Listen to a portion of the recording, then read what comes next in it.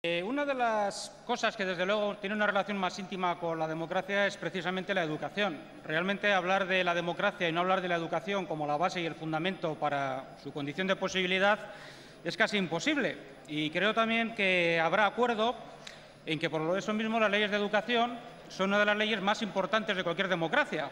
Quizás por eso en España hay una afición extraordinaria que roza lo irracional a multiplicar las leyes de la democracia, y quizás por eso en 33 años hemos tenido 7. Esta sería la 7ª ley, aparte de otras reformas menores. Pero mire, por eso mismo, porque hay una relación tan estrecha y tan fundamental entre educación y democracia, creo que la educación se merece un debate mejor que este. Y digo un debate mejor no solamente por la calidad, que seguro será pobre, de nuestras intervenciones, sino por el clima político en el que se produce. En un clima político de crisis total, no deja de ser paradójico que discutamos sobre educación con la vista puesta solamente en la economía. El señor ministro ha hecho mucho énfasis en eso, y no seré yo quien niegue, sino todo lo contrario, que hay una estrecha e importante relación funcional entre la calidad de un sistema educativo y la competitividad de la economía de un país. Pero mire, la hay mucha más, y lamentablemente se les ha olvidado, entre la calidad del sistema educativo y la calidad de la democracia, y viceversa, porque se realimentan mutuamente. Y claro, esta ley nos llega, por lo tanto, como decía, en un clima político de crisis total de las instituciones. La educación es una de las instituciones precisamente fundamentales de la democracia, y además volvemos a incurrir, creo, y ahora haré una exposición breve sobre esto, en repetir ese vicio político-administrativo que nos ha llevado a que prácticamente cada mayoría parlamentaria que hay en esta Cámara repita el intento de hacer su ley de educación. Antes, muchos oradores han hecho alusión a la falta de consenso, pero creo que no es un problema de falta de consenso. Es sobre todo un concepto intervencionista del papel de la política en la educación. Y lo primero que deberíamos hacer, propongo, para hablar de la validez de una ley de educación, es cuál es la función de una de estas leyes educativas, para qué debe servir.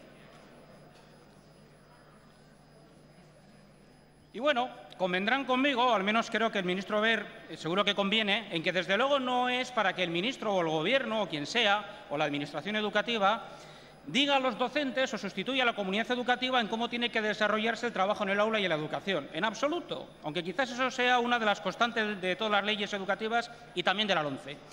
Por el contrario, una ley educativa debería de proporcionar ¿qué? Pues un marco estable para el trabajo docente. Es decir, y cuando digo estable, lo digo estable tanto en el tiempo como estable desde el punto de vista del funcionamiento. Las leyes de educación no pueden ser reglamentos, no pueden ser leyes obligadas a ser cambiadas enteras, porque no puede ser de otra manera, cuando sencillamente se da el cambio, por ejemplo, de una parte del currículum escolar.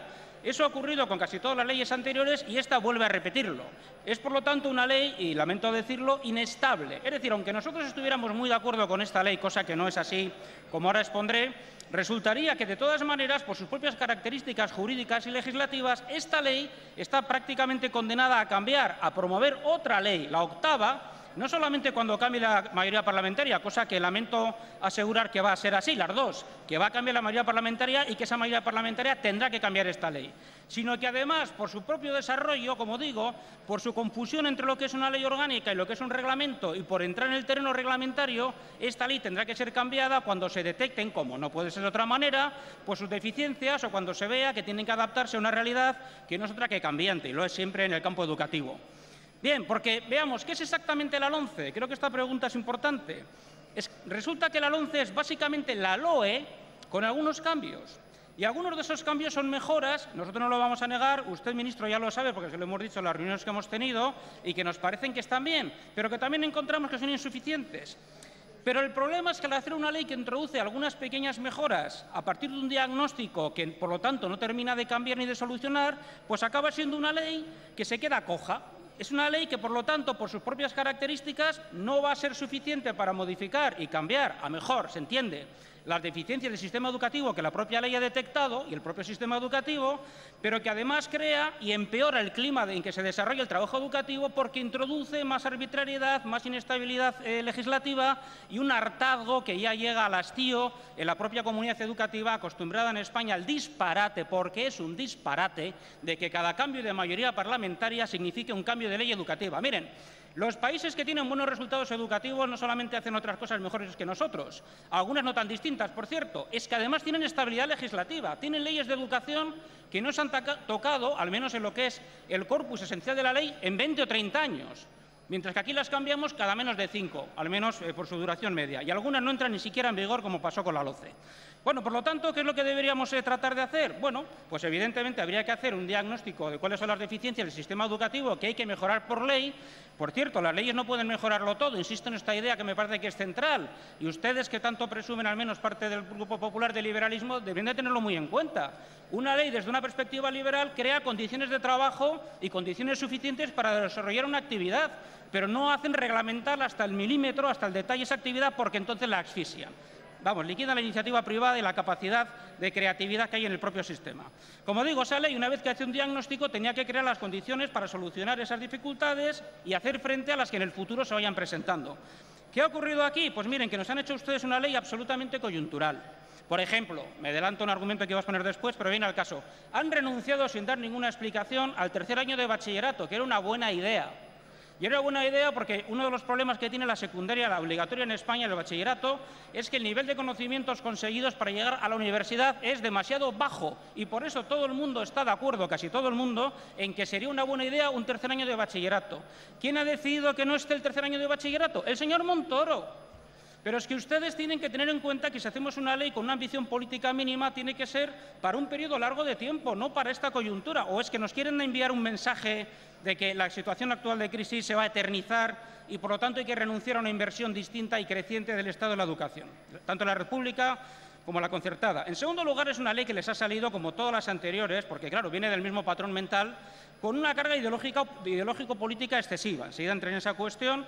Es, como decía, además, excesivamente detallista, lo cual la convierte en una ley inestable que tendrá que ser cambiada por razones no políticas, sino educativas, y además es una ley que encima renuncia a hacer reformas que el propio diagnóstico que ustedes han hecho exige, como por ejemplo, decía, la prolongación de la obligatoria. U otra que había que hacer, en la que no entran para nada, la cuestión de la educación primaria en España. La educación primaria en España es el origen, como todo el mundo sabe, la comunidad educativa, de los problemas que después se van acumulando. Problemas que son además aumentados por la propia rigidez del sistema educativo, que la LOMCE, lamento decir, no corrige. Aunque hayan introducido algunas cuestiones que podrían flexibilizar más el funcionamiento de los centros, el hecho es que el sistema que ustedes siguen es el de la LOE, que a su vez sigue el de la LOCSE. Y ese sistema se caracteriza por su rigidez, se caracteriza porque obliga a los centros y, por supuesto, a los escolares a adaptarse al sistema y no al revés. Y eso hace que se imponga la ley del más lento, es decir, de que aquellos sectores o colectivos, o como le queramos llamar, o grupos educativos que vienen de las primarias más deficitarias, sean los que marcan el nivel a los demás. La cuestión de la competencia del profesorado. Vamos a ver, si ustedes mismos lo reconocen cuando hablamos de esto. Todos los sistemas educativos de éxito parten de una premisa que no se puede discutir, porque es evidente en sí misma. La calidad de la educación depende de la calidad del profesorado. Y si no hacemos un sistema de selección del profesorado que tenga en cuenta que tiene que tener el máximo nivel, no habremos avanzado absolutamente nada. Y en este sentido, pues tenemos un problema en la primaria, porque en España, para ser maestro, para ser profesor de primaria, se pide tener los conocimientos que se espera tenga un alumno de primaria, lo cual evidentemente no es algo que tenga un pase, no es algo sensato. Pues bien, no se toca la primaria, se mantiene la rigidez del sistema y no se toca la cuestión de la selección del profesorado. Ya nos han dicho que sí que tienen la intención de hacer una ley distinta sobre la carrera del personal docente, pero es que no tiene nada que ver, porque la ley que regule la carrera del personal docente es una ley que regula la carrera profesional de aquellos que ya son profesores, cuando lo que estamos hablando es de mejorar la selección del profesorado, de tal manera que esto sea un objetivo prioritario de la ley. Pues bien, en la LOMCE de esto no se dice absolutamente nada, se ignora por completo. Pasa algo también, lo mismo, nos parece particularmente lamentable desde el punto de vista político, con un problema que ustedes saben que existe en el sistema español, que es la subdivisión en 17 subsistemas educativos distintos, con currículos diferentes, con barreras de acceso y de movilidad, sobre todo para el profesorado, pero también para las familias, con el problema de, en fin, luego trataré en concreto, de la elección de lengua en las comunidades con 2 lenguas oficiales, etcétera. Miren, aparte de las críticas educativas que el hecho de que haya 17 subsistemas merece, hay una crítica que tiene que ver con uno de los objetivos, vamos a decir, extraeducativos de la educación. ¿Cuál es? el que la educación en las democracias modernas es fundamental para fundamentar la igualdad de oportunidades. En las democracias modernas, si existe la educación pública y si la educación pública es la columna vertebral del sistema, aunque haya centros privados, concertados, etcétera, o si lo que domina son los centros privados, entonces las leyes educativas son en ese sentido extraordinariamente rigurosas y exigentes. Como digo, esto es así para propiciar y para hacer real la igualdad de oportunidades de los escolares. En España, el hecho de que haya 17 subsistemas hace que la educación sea de una extraordinaria desigualdad desde el punto de vista de las oportunidades. Y daré un dato que me parece bastante incontestable.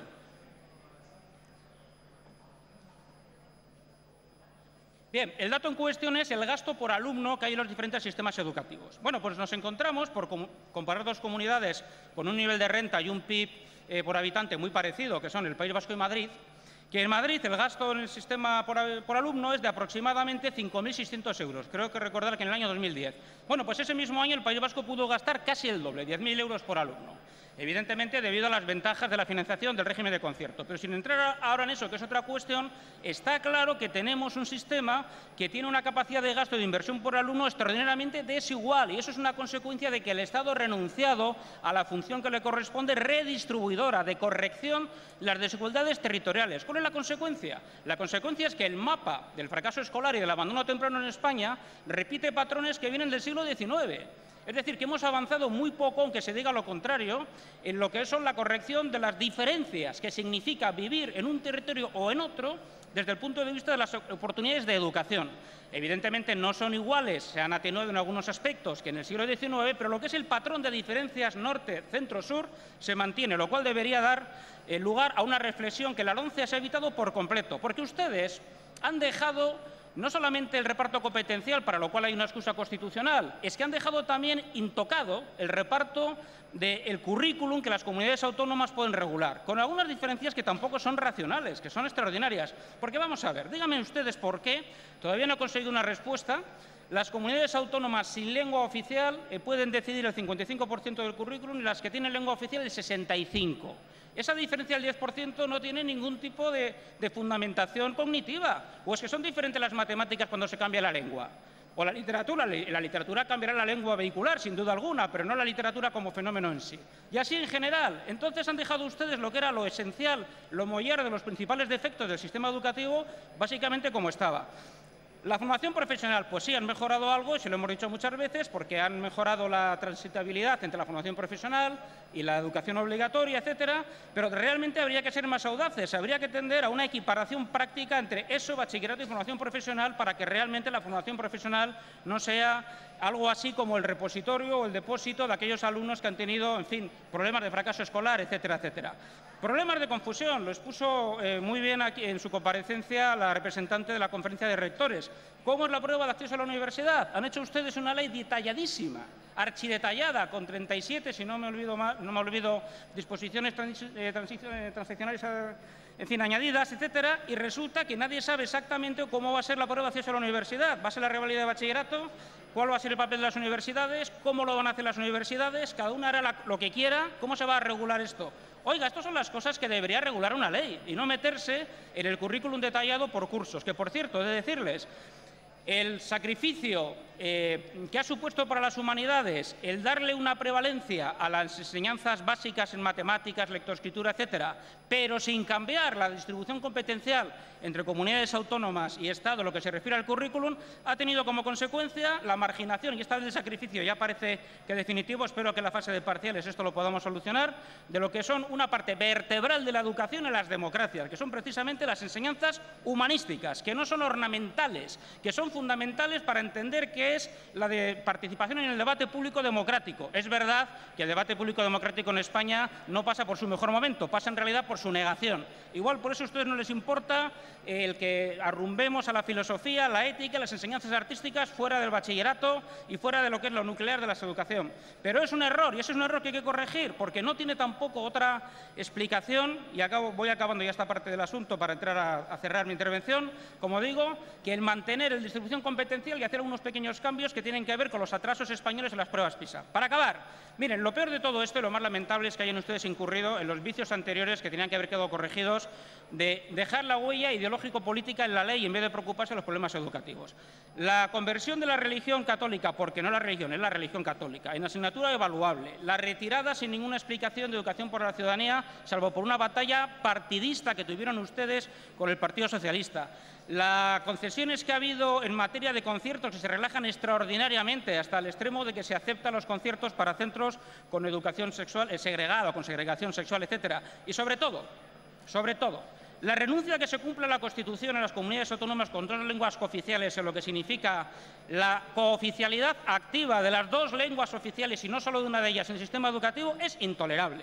Porque ustedes lo que han hecho ha sido consagrar una de las mayores tropelías del nacionalismo en este sentido, que es imponer a una parte de la población la renuncia a su derecho a la educación en lengua materna, sobre todo en primaria, donde no solamente es una cuestión de libertad política, sino sobre todo también de calidad educativa y de no discriminación en el sentido profundo del término, o sea, de igualdad de oportunidades.